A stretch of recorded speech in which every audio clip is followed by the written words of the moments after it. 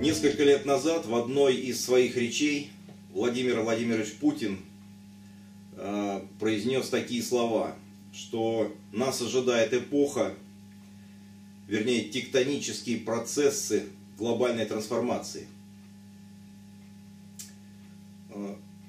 Последние годы, или даже, правильно сказать, наверное, месяцы, убеждают, ну не то чтобы в правильности его слов, а в том, что действительно что-то происходит.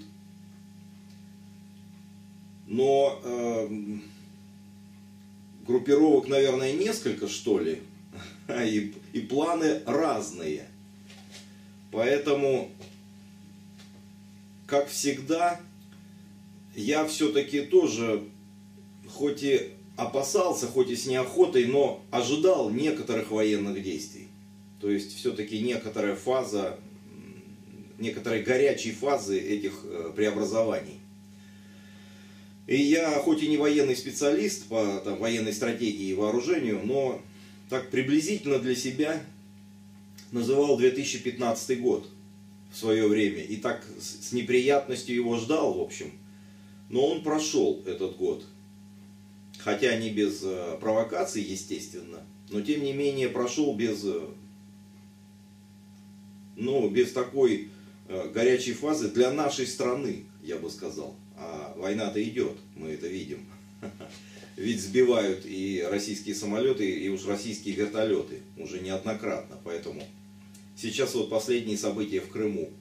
Все это, естественно, оно и есть для меня.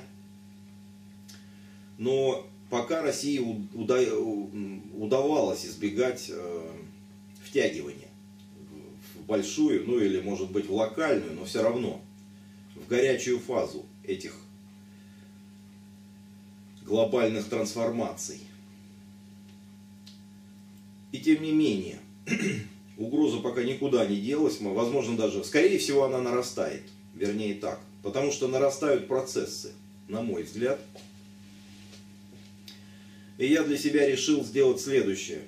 Просто еще разок на, что называется, на данном этапе, на данном витке этого развития, да, вития раза, еще разок пробежаться по тому, что мне удалось для себя открыть, или по тому мировоззрению, которое я для себя сформировал.